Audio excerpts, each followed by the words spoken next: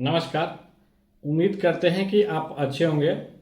जैसे कि आप लोग जानते हैं, बीएसएससी अर्थात बिहार स्टाफ सिलेक्शन कमीशन आवेदन का जो प्रारंभिक आवेदन का तिथि जो है वो निर्गत कर दिया गया है। तो आज के इस वीडियो के रिगार्डिंग हम यही बात करेंगे कि आवेदन करने में आप लोगों को कौन कौन सा डॉक्यूमेंट की आवश्यकता होगी, ताकि आप जो है आवेदन करने से पहले उस डॉक्यूमेंट को आप पूरा कर पाएंगे और आपको आवेदन करने के समय आपको कोई परेशानी का सामना नहीं करना पड़ेगा। साथ ही इस वीडियो में ये भी हम बात करेंगे कितना महिलाओं के लिए सीट है, कितना पुरुष के लिए सीट है। तो इसका विस्तृत जानकारी जो है आज के इस वीडियो में हम बात करने वाले हैं।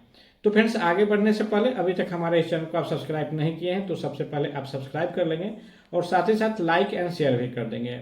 तो चलिए वीडियो को शुरू करते हैं। तो फ्रेंड्स, यह नोटिस देखने के लिए आपको bssc.bihar.gov.in पर आ जाना है और उसके बाद आप जो है इस नोटिस को आप देख पाएंगे, जिसमें आपको यहाँ पर देखने को मिल रहा है कि सबसे पहले आपको ऑनलाइन आवेदन प्रारंभ होने की तिथि जो है 25/8/2025 से लेकर के आप अंतिम तिथि 26 सितंबर 2025 तक आप आवेदन कर सकते हैं, जिसमें यहाँ पर दिया गया है कि न्यूनतम योग्यता आपको 10वीं या मैट्रिक अथवा किसी समकक्ष परीक्षा में उत्तीर्ण होना आपको आवश्यक है। या उसके बाद यहाँ पर दिया गया है कि विभागवार कार्यालयवार रिक्त पदों की कोटिवार विवरणी यहाँ पर दिया गया है, अर्थात यहाँ पर विभाग के अनुसार और कोटि के अनुसार यहाँ पर जो है टोटल विवरण दिया गया है। जैसे आपसे एक फॉल डाउन करने के बाद आप यहाँ पर देख सकते हैं कि कौन सा विभाग में कितने जो है अनारक्षित, अनुसूचित जाति, अनुसूचित जनजाति, अत्यंत पिछड़ा वर्ग, पिछड़ा वर्ग और पिछड़े वर्ग की महिलाओं की संख्या, आर्थिक रूप से कमजोर वर्ग की संख्या और यहाँ पर कुल जो है पद यहाँ पे दिया गया है कि किस विभाग में जो है कितना संख्या जो है यहाँ पर पद की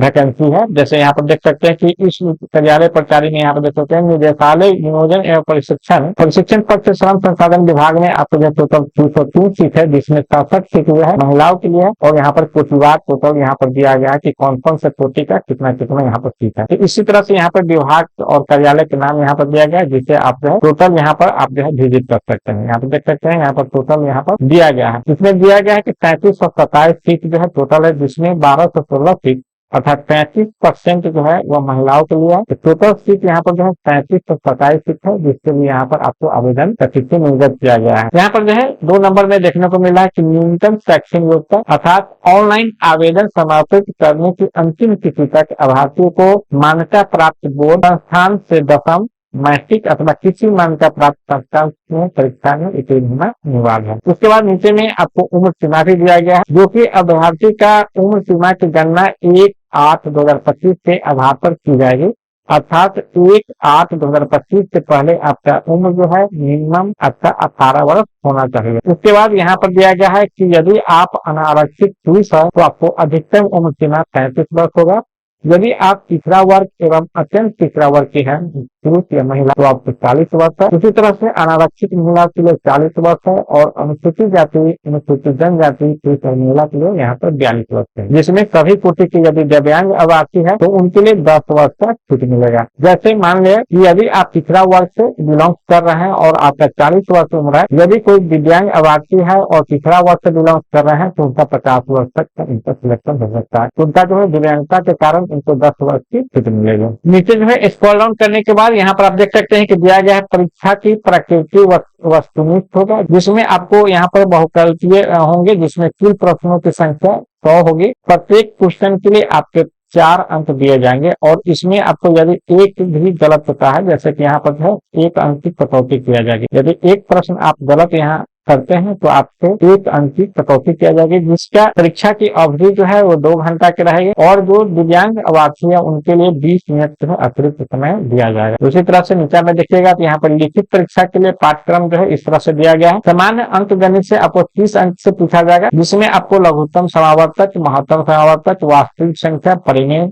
संख्या, अपरिमेय संख्या, पूर्णांक संख्या, इस तरह से आपका सिलेबस भी दिया गया है, जो कि आप जो है यहाँ आकर के आप देख सकते हैं कि समान अंक का ये सिलेबस है। उसके बाद आपको सामान्य ज्ञान का जो 40 अंक का रहेगा, जिसके अंतर्गत इस तरह का आपका सिलेबस है। उसके बाद यहाँ पर सामान्य हिंदी रहेगा जो कि 30 अंक का रहेगा। इसमें आपको जो भी क्वेश्चन पूछा जाएगा हिंदी छोड़ करके आपको हिंदी और अंग्रेजी में क्वेश्चन रहेगा और हिंदी का सिर्फ आप जो है हिंदी में आपको देखने को मिलेगा। उसके बाद यहाँ पर दिया गया है परीक्षा शुल्क। सामान्य वर्ग, पिछड़ा वर्ग, अत्यंत पिछड़ा वर्ग के लिए यहाँ पर 540 रुपया आपका पेमेंट करना होगा। अनुसूचित जाति, अनुसूचित जनजाति के लिए जो बिहार का स्थायी निवासी है उनके लिए 135 रुपया, सभी श्रेणी के दिव्यांग के लिए 135 रुपया, सभी श्रेणी की महिलाओं के लिए जो बिहार का निवासी है उनको 135 रुपया, और बिहार राज्य के बाहर सभी श्रेणी अभ्यर्थियों के लिए महिला हो या पुरुष हो उनके लिए 540 रुपया का यहाँ पर पेमेंट इनको ऑनलाइन के माध्यम से करना होगा। आरक्षण का लाभ उन्हीं उम्मीदवारों को मिलेगा जो बिहार के निवासी हैं, अर्थात बिहार के जो बाहर के लोग हैं वो भी फॉर्म भर सकते हैं, लेकिन उनको जो है ये आरक्षण का लाभ इनको नहीं मिलेगा। और यहाँ पर दिया गया है कि जो बिहार के निवासी हैं उन लोगों को भी वापसी होने का यहाँ पर मूल आपको देना होगा,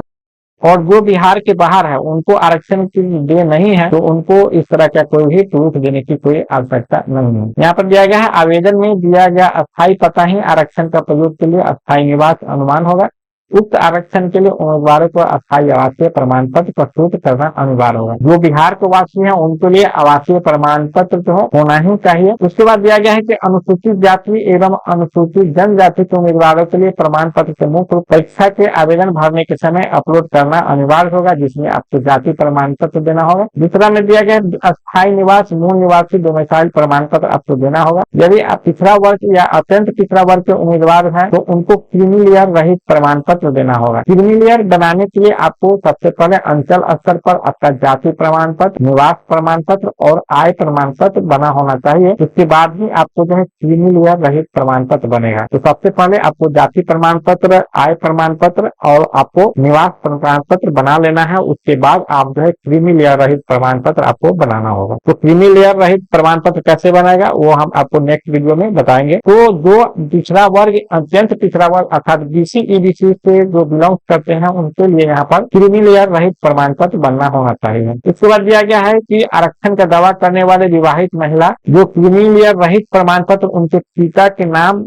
पूरा पता से निर्गत होना चाहिए। उसके बाद यहाँ पर दिया गया है कि आरक्षित कोटि उम्मीदवारों को अपनी जाति के अनुरूप पूर्ण से संतुष्ट होने के पश्चात ही आरक्षण कोटि का अंकन ऑनलाइन आवेदन के संबंधित कॉलम में करेंगे। तो हम ऑनलाइन आवेदन भरते समय उनके पास आरक्षण कोटि के अनुरूप सक्षम पदाधिकारी का निर्गत प्रमाण पत्र भौतिक रूप से उपलब्ध होना चाहिए। नीचे स्क्रॉल डाउन करने पर यहाँ पर दिया गया है कि यदि भूतपूर्व में स्वतंत्र सेनानी के पोता पोती नाती नतनी होंगे तो उनका भी प्रमाण पत्र यहाँ पर संलग्न करना होगा, आवेदन के करते समय उनका देना होगा। इसके बाद यहाँ पर दिया गया है जो भी अभ्यर्थी application form number, registration number, roll number सुरक्षित रखेंगे और अभ्यर्थी पूर्ण रूप से भरे हुए आवेदन पत्र जैसे फोटो सहित की प्रति अपने पास सुरक्षित रखेंगे और किसी भी परिस्थिति में डुप्लीकेट द्वितीय रजिस्ट्रेशन नंबर या एप्लीकेशन फॉर्म नंबर प्रवेश पत्र आयोग द्वारा बाद में निर्गत नहीं किया जाएगा। तो इस तरह से आप जो है बीएसएससी के लिए आप जो है पूर्ण तैयारी कर सकते हैं। और यहाँ पर दिया गया है कि ऑनलाइन आवेदन पत्र में योग्यता, आरक्षण, कार्य अनुभव से संबंधित प्रमाण पत्र, अंक पत्र तथा मैट्रिक का अंक पत्र एवं मूल प्रमाण पत्र होना चाहिए। आपके पास जो है ऑनलाइन करते समय आपके पास मैट्रिक का अंक पत्र और मूल प्रमाण पत्र होना चाहिए। जैसे कि आपका मार्कशीट हो गया और आपका जो सर्टिफिकेट हो गया उसी को मूल प्रमाण पत्र कहते हैं। जो आपका मैट्रिक का सर्टिफिकेट है वही आपको जो है यहाँ पर रखना है। उसके बाद अस्थायी निवास या आवासीय प्रमाण पत्र आपके पास होना चाहिए। जाति प्रमाण पत्र होना चाहिए। जो बीसी ईबीसी से बिलोंग्स करते हैं उनके पास क्रीमी लेयर रहित प्रमाण पत्र होना चाहिए, जिसके अंतर्गत आपका अंचल स्तर से जाति प्रमाण पत्र, आवासीय प्रमाण पत्र, आय प्रमाण पत्र होना चाहिए। उसके बाद ही आप जो है क्रीमी लेयर के लिए आप अप्लाई कर सकते हैं। जो आर्थिक रूप से कमजोर वर्ग का लोग हैं वो दावा करते हैं तो उनके लिए प्रमाण पत्र भी होना चाहिए। यदि स्वतंत्रता सेनानी के पोता पोती नाती नतनी है तो उनका भी प्रमाण पत्र होना चाहिए। जो व्यक्ति दिव्यांगता का दावा करते हैं तो उनका भी प्रमाण पत्र होना चाहिए। अधिकतम उम्र सीमा छूट के लिए सक्षम स्तर से निर्गत सरकारी सेवक प्रमाण पत्र, भूतपूर्व सैनिक का प्रमाण पत्र से संबंधित सूचना की प्रविष्टि करना सुनिश्चित करेंगे। इस तरह से आप जो है ऑनलाइन करते समय आप अपना डॉक्यूमेंट जो है आपको पूरा करके रख लेना है। उसके बाद ही आप आवेदन करेंगे। जब आपका ऑनलाइन होगा तो उस समय कैसे फॉर्म फिलअप करना है उसका भी हम वीडियो बना करके आप लोग के सामने प्रस्तुत करेंगे। तो फ्रेंड्स इस वीडियो में इतना ही, फिर मिलेंगे नई जानकारी के साथ में। तब तक के लिए जय हिंद, जय भारत।